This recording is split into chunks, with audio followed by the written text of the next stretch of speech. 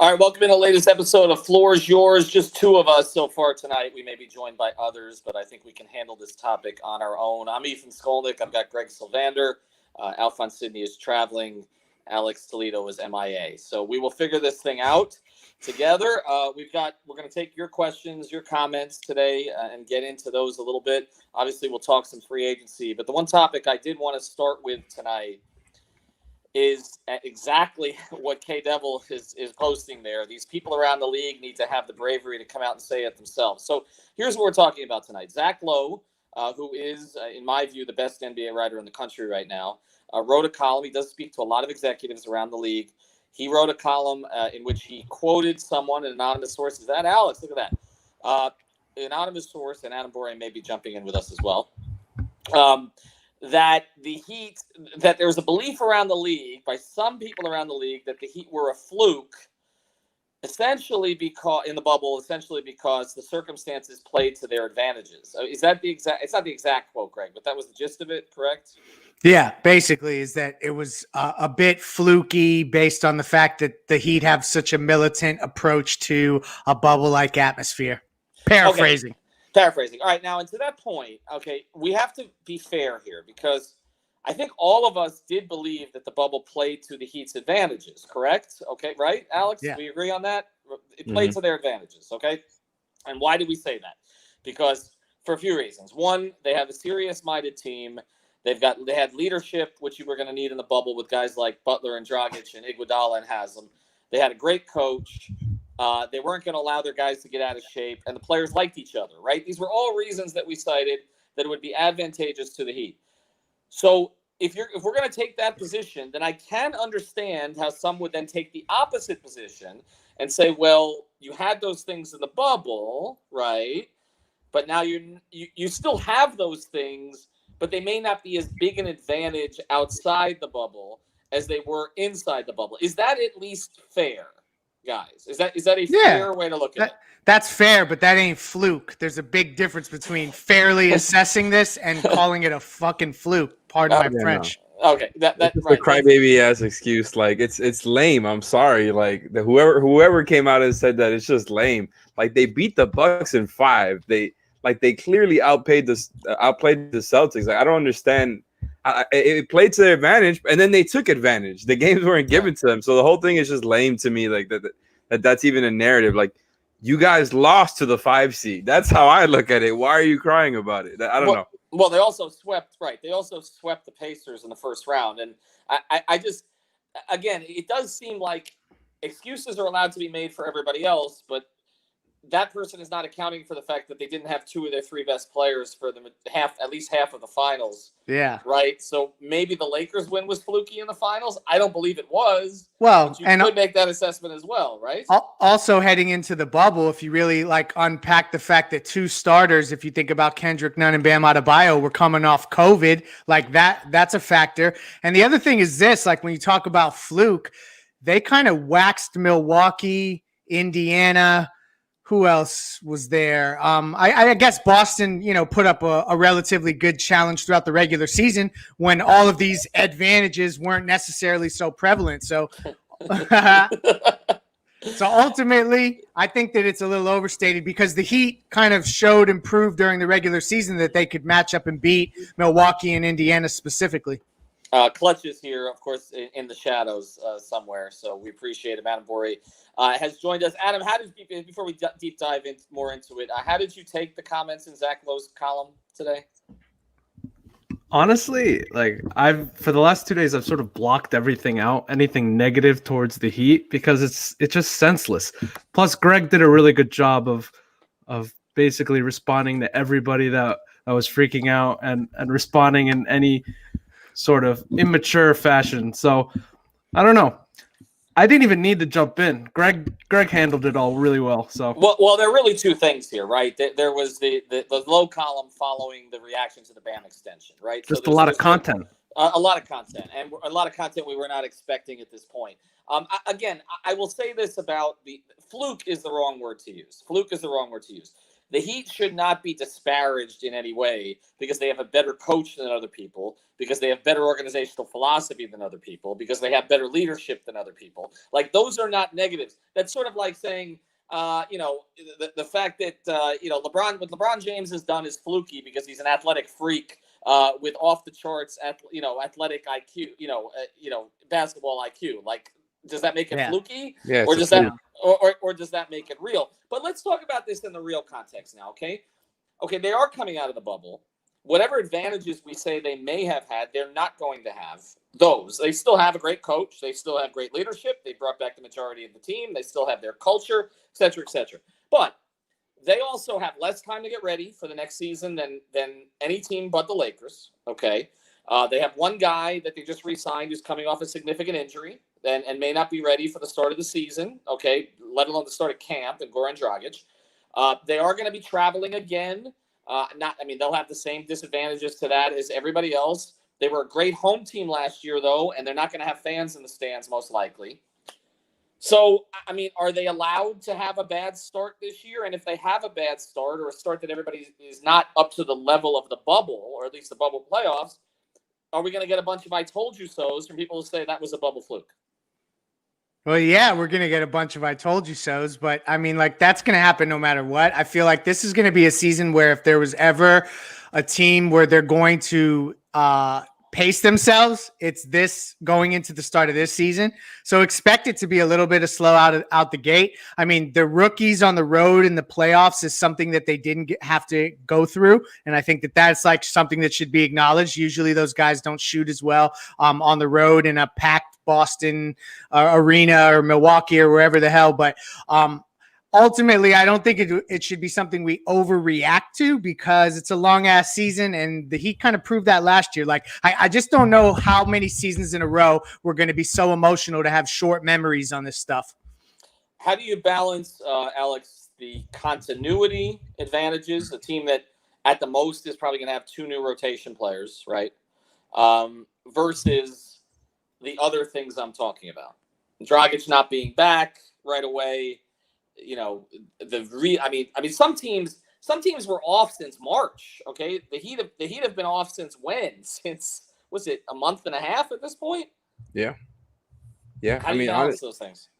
It's gonna be a weird season, man. Like it's like the extension of the weird bubble, and now it's just gonna be the weird regular season. I feel like it's gonna look even weirder than the bubble, physically, like without the fans there. And I'm interested to see like what the rotation looks like. I've kind of joked around that Andre Iguodala might not play half the season, but with Goran Dragic with the injuries and the rotation guys that they're gonna be able to throw in there with Precious and KZ, like a lot of stuff is looking like it's gonna be an kind of an unordinary season, and so I'm not really sure how they're gonna balance it, but I wouldn't be surprised if they just run back a similar game plan to what they did last season. I think that kind of just stands to make sense based on the free agency decisions, and specifically with Jay Crowder leaving. I think it's gonna look a lot like it did last season for the most part. Yeah, I mean, I don't think Eric is going to do a lot of reinventing the wheel in camp this year. I really don't. I think he's going to drill their defense back in. But I think offensively, they're going to look a lot like they did last year. They think the guys will fit like right in and don't really step out whatsoever. Yeah, I mean, Avery Bradley and Mo Harkless are seamless fits for everything else that they're doing. So there really shouldn't be an issue there. Precious. Well, we'll see. I think that's. I mean, again, I don't expect anything from any rookie this year. I don't. There was no summer league, no tournaments. No conference tournaments. I mean, no time. I mean, they're drafted and they're going to play. I don't expect anything from any rookie. I don't think we should evaluate any rookie this season. I think it's impossible. But Adam, to get to the other point, because people are posting about this, obviously this Heat team is fueled by slights. That's kind of been their whole thing. So the fact that there are more slights now, the fact that some, the criticism of the Bam extension, Tyler Hero is being thrown into every trade, right? Everything else that we're hearing here, I would assume they're going to come back fueled again the way they were when they went into the bubble when nobody believed in them. Yeah, I expect the same, but I would also sort of be cautious about that because you can get into a dangerous area where you have a guy like Jimmy who's playing as hard as he does in the playoffs just to prove a point, and that could end up with sort of like a long-term injury. And just going back to the previous point, I've said it a bunch of times, and I still think it's true. The bubble is only advantageous in a game 7. Mm-hmm. Otherwise, everything is equal. Right. Right? Right. That's a good point. Everything is equal. So the point where it was a fluke, just because the Heat were more focused, like, that doesn't really do anything for you, you know? So yeah, I expect the Heat to come out firing on all cylinders just because they're a very cohesive team already. And I think the fact that they're cohesive is sort of going to counteract the fact that they only had a month and a half, 2 months off. So it'll balance out. I mean, the other thing is if you break it down just team by team, okay, the 3 series that they played to get to the finals, they were going to beat Indiana if there was no bubble. All right. Now, the Sabonis injury plays into that, but they were just better than Indiana. Okay. If they had played Indiana in a 4-5 series, first thing, they would have been the 4 if the season had played out. At worst case scenario, they would have been the 4. And so they win that series anyway. So let's put that one beyond you. Okay. Milwaukee, we talked all year about how well they matched up. So I don't think that there was anything fluky about that. And now the Bucks didn't look right in the bubble. And actually, I predicted that, because of the age of some of their players and some of the other things that happened, but that was still a winnable series. So the only one we're really talking about is Boston, who they struggled with in the regular season, and they would have had to go to Boston to start that series, okay, and play in a hostile environment.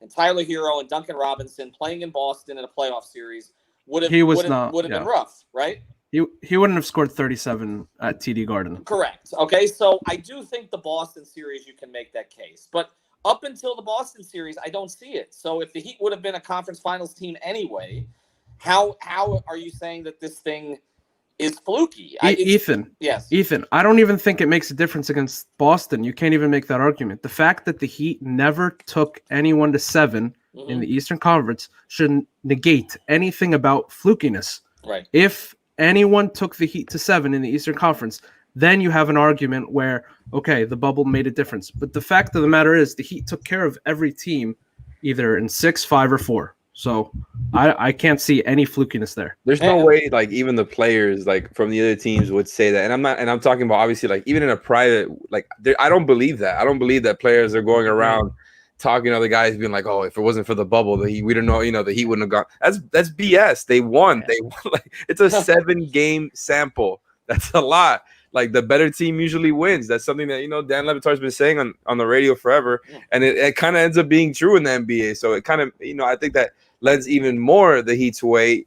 Obviously the bubble is really weird. There's no fans. That accounts for something, but it lends more credibility the Heat's way because they had to go out there and actually do that as the 5 seed. Yeah, and the 1 seed in the West made the finals. So it's not like there was, so it was kind of chalk there for to some degree. Yeah, no, to some degree. I mean, the only things that happened in the bubble was Portland got a little bit of a better shot to make the playoffs than maybe they would have in the regular season. The East played out pretty much as you expected. I mean, once Simmons, the Heat beating Milwaukee was really the only so-called upset. I mean, that once Simmons went out, that series was over with against Boston. That would have been a more competitive series. Carmick Bede mentions that another advantage was, getting time to integrate Iguodala and Crowder and Solomon Hill. And then also, Hero and Myers Leonard, it feels like so long ago now we're dealing with the injury stuff at the end of the season. But at the end of the day, there was other teams, and look, I keep doing it, man. Now you guys just have me my own head about it. And this is drinking. Hold on. I'm getting my Biscayne Bay brew. Hold on. I need a drink every time. Hold on. Continue. Yeah, don't do that. He's doing it. He's actually doing it. And Alex froze. At least on my end, he froze. So he's frozen. So at the end of the day, he's freezing up again. You good? You guys hear me now? There you go. Yep. All right, what were you guys talking about? What did you guys already pivot to in the second that I was gone? We didn't pivot nowhere. I'm back. Sorry, I couldn't find my bottle opener. But I will be drinking this afterwards. Every time that Alex says at the end of the day. There you go. We gotta finish one. This is the Pale Ale, Miami Pale Ale. Of course, you got the Tropical Bay IPA. Check it out at BiscayneBayBrewing.com. The Marlins Lager. If you don't see it in your local Publix, make sure you look online to try to find it. Or if you don't see it in your local restaurant, ask for it because a lot of them do have it. So check that out. This is the official beer of the 5 Reasons Sports Network, also of Alex's At the End of the Day, and of the Miami Marlins and Inter Miami CF. Thank you, Huey Brown. All right, so let's get to the next topic here, because I want to get to Bam, but I want to put in a little bit of a different context. The Heat fans freaking out about the fact that you gave Bam your money now and the Giannis thing. I mean, Greg explained that better than anybody could on our last podcast, so just check that out. And I also got into it on OnsideRadio.com. We both told you not to panic, okay, that the Heat have planned for this. It wasn't ideal, but they'll figure out a way to make it work. But I do have a question for you guys, because this came up when people are panicking about players getting max deals. And so I went around the league today and tried to find teams that have a better duo on max deals, okay? Because obviously when you got players on max deals, it limits a lot of the rest of what you can do, okay? I have the Lakers, right? We all agree on that one? Yeah. Better duo. Okay. That's safe. Yeah. That one's safe. The Clippers? Yeah. Okay. Sure. Who else? I mean, I guess you could And throw Jokic or Murray there in that tier. The Clippers too. That's off the strength of Kawhi. From my perspective, anyway. Are both? I got to check Denver again. Is Murray on a max? He did. Did he get signed to that already? Yeah. He did. Okay, so you got Murray and Jokic on maxes, right? No.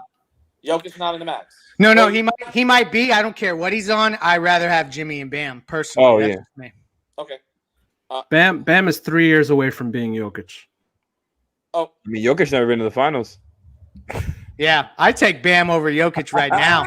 but Adam, you got Jimmy ahead of Murray still, right? Right. I'm talking offensively. I'm talking for Jokic. For sure. Yeah. I mean, but defensively, it's no contest. Okay, KD Right. and You Kyrie. think Jokic could ever be Bam on defense? Yeah. He needs to lose another 100 pounds. KD and Kyrie, okay? If healthy. It's tight. If healthy, you're taking it off of KD specifically because he's probably – Alf said it the other night and it dawned on me. A healthy KD's probably the best player on planet Earth.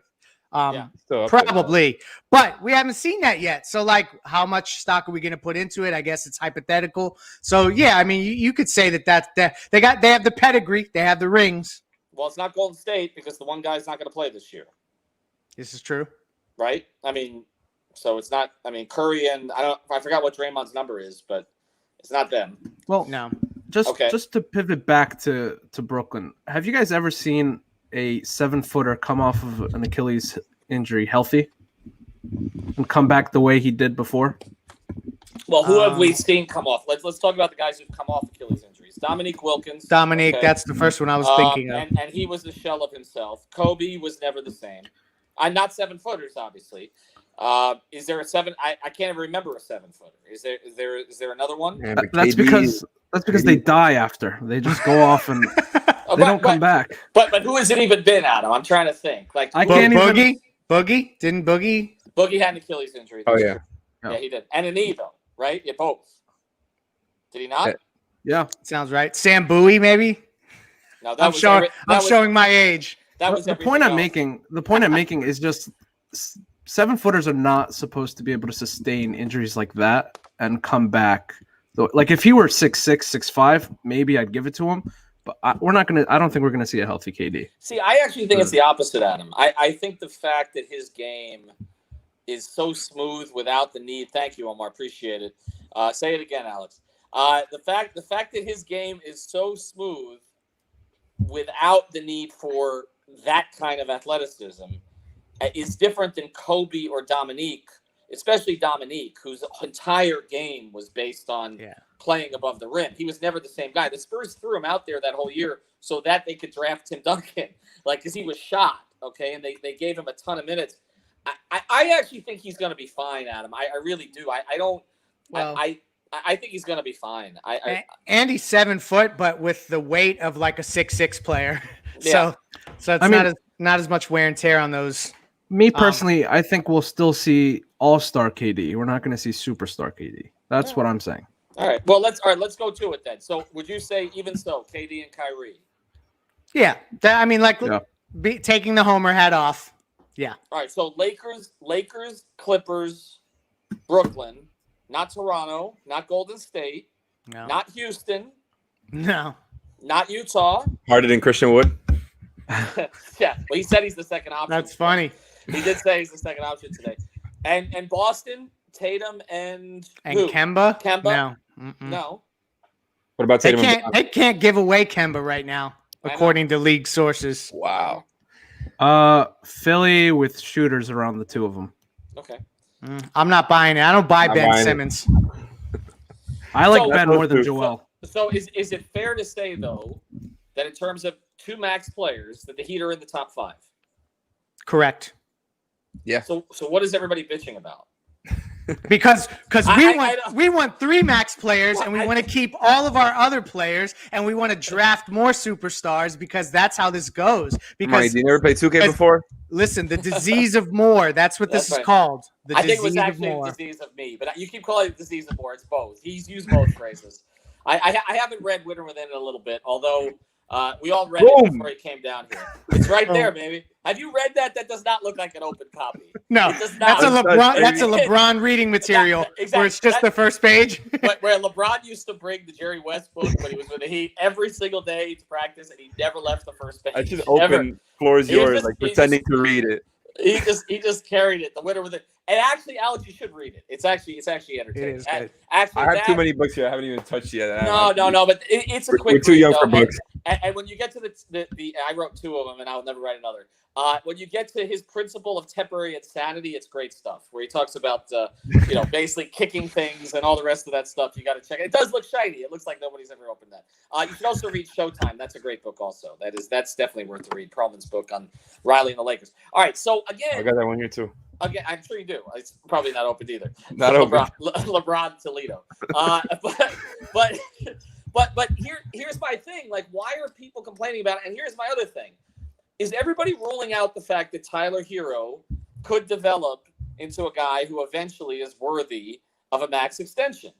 Yeah, I just that's where I'm going. Like, part of me, as I downloaded the news yesterday, I thought to myself, what if they arrive at a place where they don't necessarily need another max player? They were 2 wins away last year. Like, if Hero takes a leap and he's averaging 20 a game, like I know that you could poke holes in the roster and him on defense, and you can't win a championship with a guy who can get hunted and da da da da da. But like, ultimately, I think that they have kind of arrived at a place where maybe they don't need Giannis. And I hate to say that. Like, I don't want to sound like I'm being ridiculous, but like, come on now, 2 max players with another one on a rookie deal.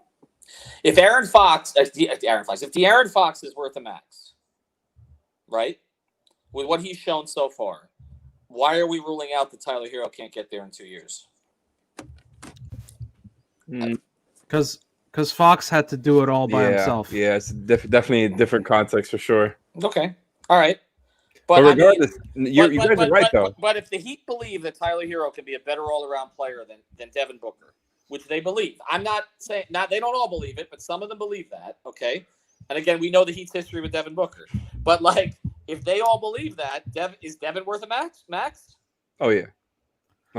But I think the issue is not whether Tyler Hero could develop into that third max guy, because that's all potential. Mm-hmm. The Bam thing you could control. That's the difference.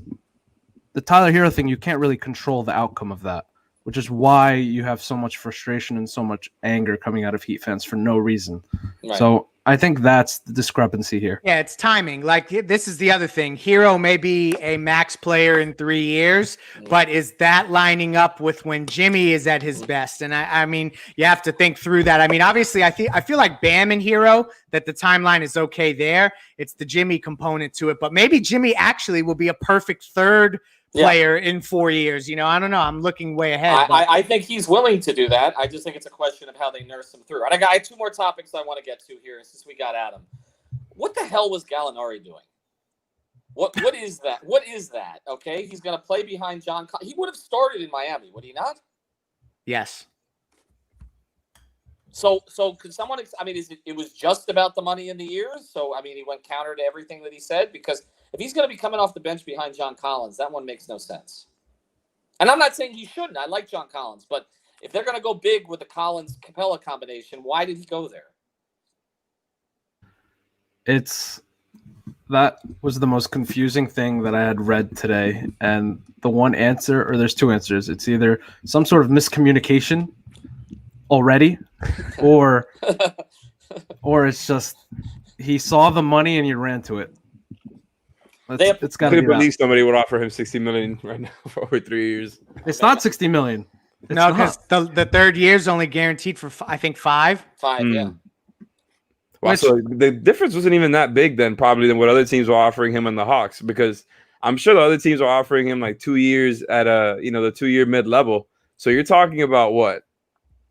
I don't know, like 10 million. He's not a bet on yourself kind of guy. That's what I took from it. No, he's not. He knows. Like he could have joined the Raptors or a team like that could clearly, the Heat or the Bucks, any one of these teams that clearly has a role for him, and would have got paid for the next few years off of being a good player on a championship team. But and now he's gonna come off the bench for the Hawks. Like, I don't think. I mean, whatever, man. I guess he just figures he's gonna end up getting traded from there at some point. I guess, but I mean, are they? Let me ask you this: are they a playoff team? Yes. Yeah, I think so. Okay, Yeah, so Miami, Toronto, Milwaukee, Boston, Philadelphia, Indiana, Brooklyn. That's 7. Mm-hmm. Atlanta's 8. Yeah, I think so. But Atlanta has the potential to completely go in the opposite direction because, like, you don't know how the pieces fit, and Atlanta's Atlanta, and lots of guys go to die for the Hawks. Like, that happens all the time. So they could easily completely fall apart. The weirdo factor, as Al called it the other night. Yeah, his eye test. But if you look around the league, the only thing I'll say is this: is like there's teams like Orlando that just they can't. They're going to try to make the playoffs. The Southeast Division. It's the whole division now. You're right. Washington, Atlanta, they got to keep Beal happy. Orlando, the whole division of 8 seeds. So unfortunately, they don't have a bunch of teams at the bottom there that are like trying to lose. There's going to be teams that are going to be shooting for an 8 seed. So it's not going to be easy. But Washington doesn't have the material for an 8 seed. They're not even close. They're not even close. They might. The only reason they were reasonably close last year, again, was because because Brooklyn's not what they're going to be this year. So they were within striking distance of 7, and Orlando was 8. But you didn't have an Atlanta. Now the other teams in the East, I mean, the Knicks are still going to be bad. The Cavs are still going to be bad, right? I mean, there's still a number. Detroit's still going to be really bad, really bad. Okay, so there are still some really bad teams in the East, more so than there are in the West at the bottom. But I don't think Washington has a shot at the playoffs. I don't think they've got any chance. All right, last one here. Our old friend Hassan got a job before Dion, which was one of the things I was going to watch. I think Dion's going to end up taking some flights to China, perhaps. But the idea that Hassan had to go on the same. Got to be careful what he does on those flights.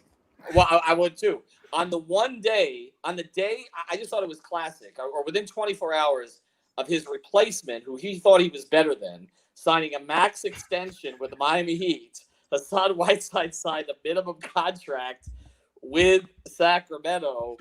I'm just going to let you guys go. Just go. The jokes write themselves. One, I don't wish anything bad of Hassan. I hope that he regains his value and gets a huge contract. Like, all transparency, I have no hatred for the dude.